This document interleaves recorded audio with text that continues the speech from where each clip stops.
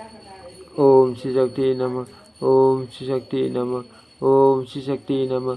ओम श्री शक्ति नमः। अथ षोडशो अध्याय।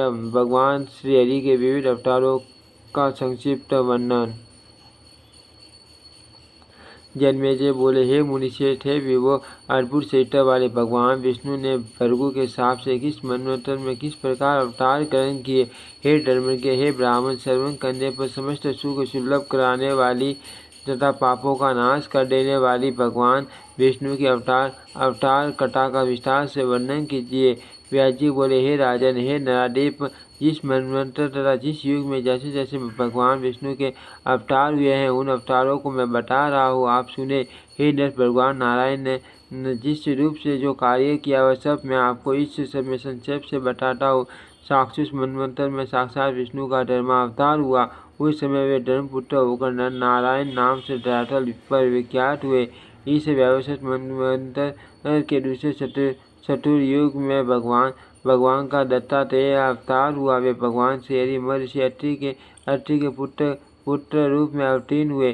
उन अत्रि मुनि की भार्या अनसुईया की प्रार्थना पर ब्रह्मा, विष्णु तथा महेश ये तीनों महान देवता उनके पुत्र रूप में उत्पन्न हुए। अत्रि की पत्नी साध्वी अनसुईया सती थी, स्त्रियों में श्रेष्ठ थी, जिनके सम्यक रूप से प्रार्थना करने पर वे तीनों देवता उनके पुत्र में अवतरित हुए। उनमें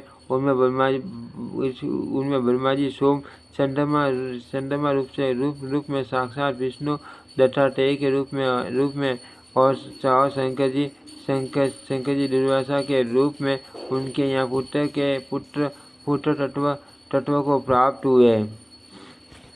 देवताओं का कार्य सिद्ध करने के लिए चौथे चतुर्युग में दो प्रकार के रूपों वाला मनोहर नरसिंह अवतार हुआ। भगवान श्री विष्णु उस समय हिरण्यकश्यप सम्यक वध करने के लिए ही देवताओं को भी चकित कर देने वाला नरसिंह रूप धारण किया था। भगवान विष्णु ने दैत्य राज बलि का शमन करने के उद्देश्य से उत्तम त्रेता युग में कश्यप मुनि के यहाँ वामन रूप से अवतार धारण किया था। उन वामन रूपधारी विष्णु ने यज्ञ में राजा बलि को चलकर उनका राज्य हर लिया और उन्हें पाताल में स्थापित कर दिया। 19वें चतुर्युग के त्रेता नामक युग में भगवान विष्णु महर्षि जमदग्नि के परशुराम नामक महाबली पुत्र के रूप में उत्पन्न हुए। क्षत्रियों का नाश कर डालने वाले उन प्रतापी सत्यवादी तथा जितेंद्र परशुराम ने संपूर्ण पृथ्वी क्षत्रियों से छीन कर महात्मा कश्यप को दे दी। हे राजेंद्र, मैंने अद्भुत कर्म वाले भगवान विष्णु के पाप नाशक परशुराम नामक अवतार का यह वर्णन कर दिया। भगवान विष्णु ने त्रेता युग में रघु के वंश में दशरथ पुत्र राम के रूप में अवतार धारण किया था। इसी प्रकार 28वें द्वापर युग में साक्षात नर तथा नारायण के अंश से कल्याण पर महाबली अर्जुन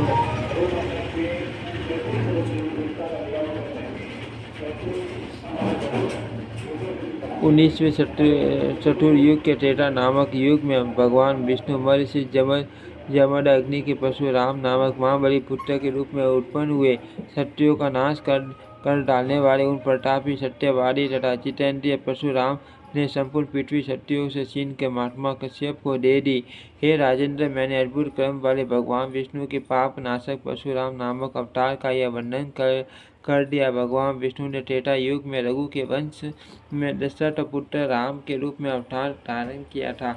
इसी प्रकार 28वें द्वापर युग में साक्षात नर तथा नारायण के अंश से कल्याण प्रद तथा महाबली अर्जुन और श्री कृष्ण पृथ्वी तल पर अवतीर्ण हुए।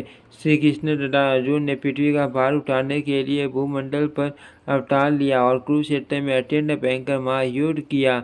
हे राजन, इस प्रकार प्रकृति के आदेशानुसार युग युग में भगवान विष्णु के अनेक अवतार हुआ करते हैं। ये संपूर्ण त्रिलोक की प्रकृति के अधीन रहती हैं। ये भगवती प्रकृति जैसी चाहती हैं वैसे ही जगत को निरंतर नचाया करती हैं। परम पुरुष की प्रसन्नता के लिए ही वे समस्त संसार की रचना करती हैं। प्राचीन काल में इस राष्ट्र जगत का सृजन सर्जन करके सबके आदि रूप सर्वत्र गमन करने वाले दुर्गेमान अविनाशी स्वतंत्र निराकार निष्प्रभ और परात्पर वे भगवान जिन माया रूपिणी भगवती के सहयोग से उपाधि रूप में ब्रह्मा विष्णु महेश 3 प्रकार के प्रतीत होते हैं, वे ही परा प्रकृति हैं। उत्पत्ति और काल के योग से ही वे कल्याणमयी प्रकृति उस परमात्मा से भिन्न भासती हैं।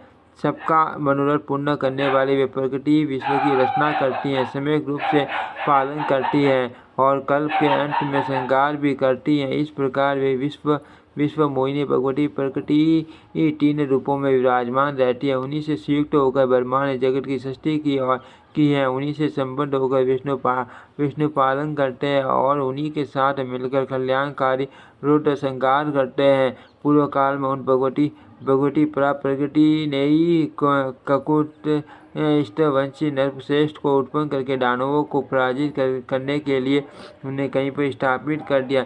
इसी प्रकार इस संसार में सभी प्राणी विधि के नियमों में बंध कर सदा सुख तथा दुख से युक्त रहते हैं। इति श्रीमद् देवी भागवते महापुराणे अष्टादश शास्त्रायां संहितायां चतुर्थ स्कंध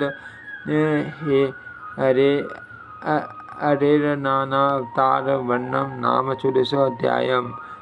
ओम श्री शक्ति नमः। ओम श्री शक्ति नमः। ओम श्री शक्ति नमः।